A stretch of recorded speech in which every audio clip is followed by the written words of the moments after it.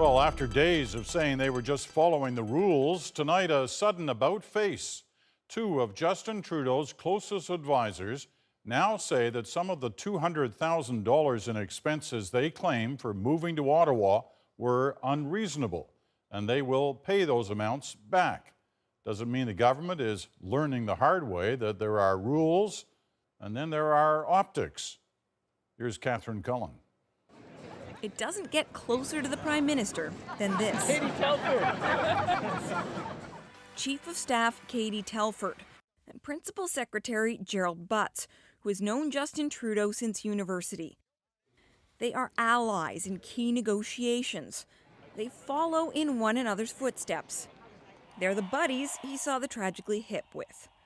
And now they are fodder for attack. The Prime Minister gave over $200,000 in moving expenses to his BFFs. With so many Canadians struggling for work, how can the Prime Minister possibly justify these incredible payouts? Similar policies have been there since the 1970s when Prime Minister Trudeau was in office. Some public and private corporations repay moving expenses. It happened under the Conservatives, too. But the question here is the amounts, which evidently were a problem because today, after it became public that they were the recipients, Butts and Telford put out a statement on Facebook.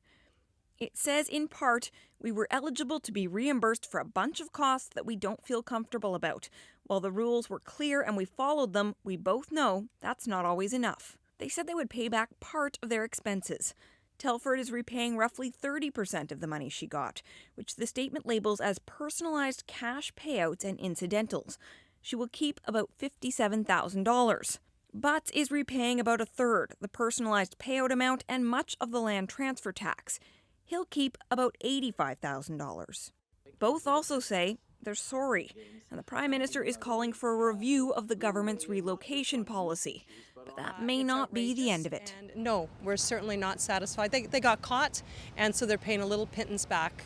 The Conservatives also want to know why the Prime Minister approved these payments in the first place, given that now even the Liberals seem to be acknowledging it was a bad call. Catherine Cullen, CBC News, Ottawa.